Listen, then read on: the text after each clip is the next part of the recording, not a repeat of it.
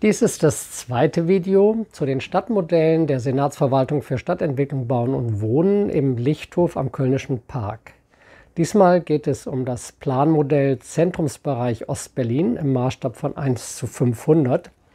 Zu DDR-Zeiten wurde es in der ehemaligen Berlin-Information am Fernsehturm ausgestellt und mit sensorgesteuerten Lichteffekten sowie Tonvorträgen präsentiert. Gestaltet wurde das Modell von der Modellwerkstatt Eberhard Bolte aus Leipzig und die Gebäude bestehen aus farbigen Kunststoffteilen, die die Fassaden sehr detailliert zeigen. Dann schauen wir uns den alten Kern zu DDR-Zeiten an.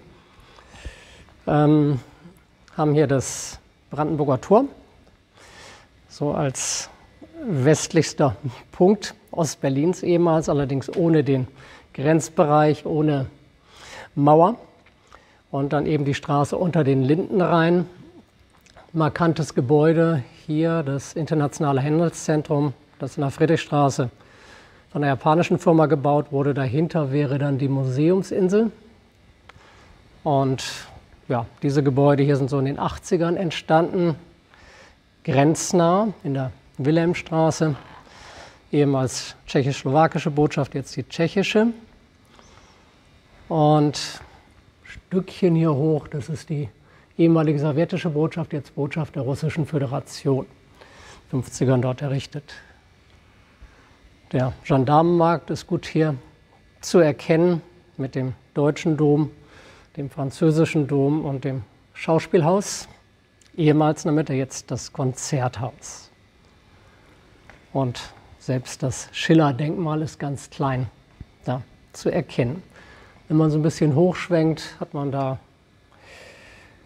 den Bebelplatz mit der Kuppel, das ist die St. Hedwigs-Kathedrale. Dahinter wäre die Staatsoper unter den Linden, ehemals Königliche Hofoper unter Friedrich II., links die alte Königliche Bibliothek und gegenüber die heutige Humboldt-Universität, ehemals Prinz-Heinrich-Palais.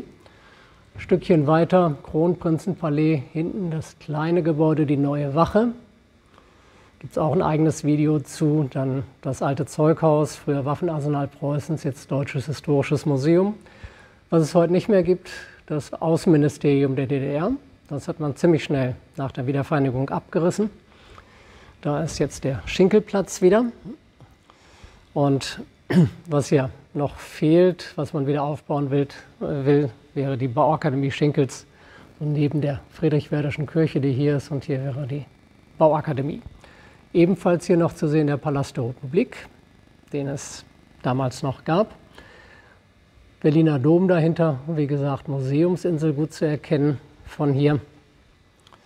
Und dann geht es hier weiter Richtung Nikolaikirche, Nikolaiviertel, das man zur 750-Jahr-Feier Berlins wieder aufgebaut hat.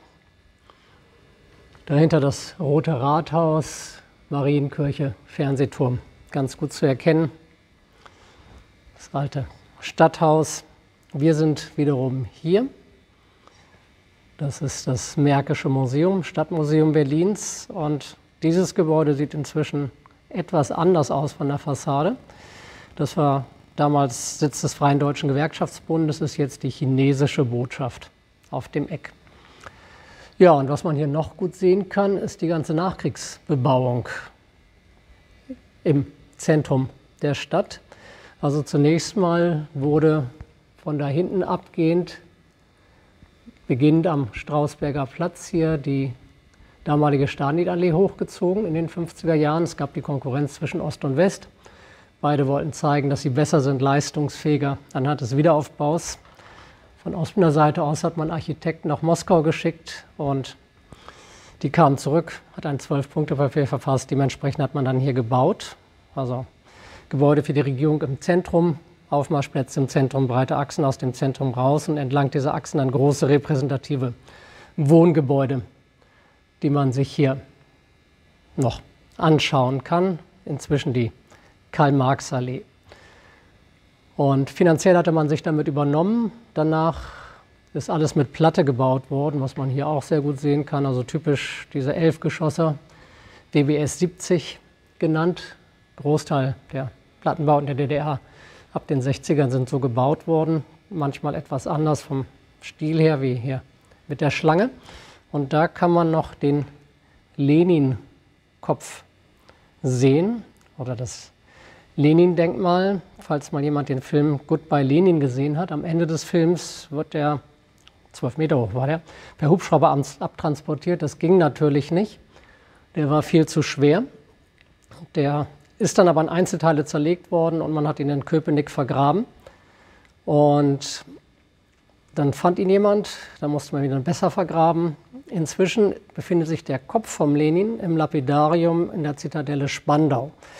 Liegt auf der Seite, weil er hat nur noch ein Ohr und keiner weiß, wo das zweite Ohr geblieben ist. Und das verbirgt man, indem man ihn da liegenderweise darstellt. Hier nochmal ein Gesamtblick auf das Modell und im nächsten Video geht es dann weiter mit dem Berlin-Modell, das die umfangreichen Bautätigkeiten seit 1990 in der Berliner Innenstadt zeigt.